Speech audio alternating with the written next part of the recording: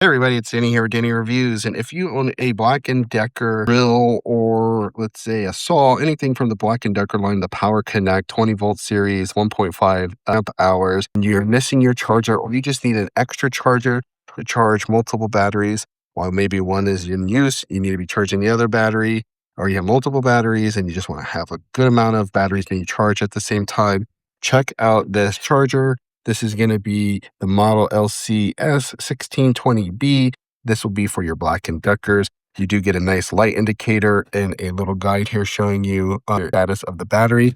And it does fit nicely, these batteries here. And you can see red here is flashing. It should go to green here once it starts to charge. There you have it. So it is green because this is a full, I've had it on this charger all day. It is indicating that I have a full charge, as you can see there. So really overall, a nice charger for your Black & Decker batteries. Shout out to the company for gifting me this so I could do a review.